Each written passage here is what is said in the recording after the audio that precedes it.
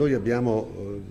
programmato l'intervento assieme, non solo la parte dell'impresa ma anche la parte come oggi delle persone, perché riteniamo che ci sia un forte collegamento, soprattutto il nostro sistema Veneto sia basato sulla forza lavoro. Dobbiamo far crescere la competitività delle imprese attraverso gli impianti, tecnologie e quant'altro, ma anche chi riesce a utilizzarli nella maniera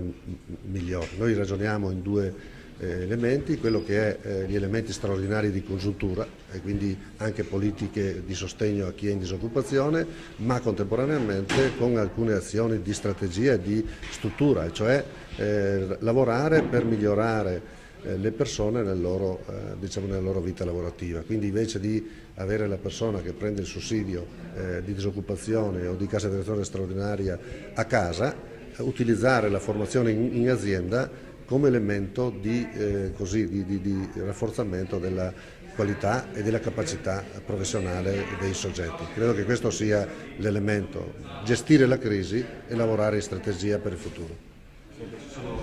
Si sta in paese che nonostante la crisi avanzano, anche se poco, ci sono altri invece che sono fermi, è proprio per non perdere il passo coi primi che si deve cercare di investire anche in questo momento difficile. È chiaro che noi non possiamo più ragionare come si ragionava un tempo, che quando le cose vanno bene per tutti, quando vanno male per tutti. Anche oggi all'interno del sistema produttivo nel Veneto ci sono delle imprese che hanno meno la difficoltà della crisi, magari perché hanno un prodotto più nuovo, perché hanno dei mercati diversi da quelli tradizionali. Abbiamo invece un sistema magari generale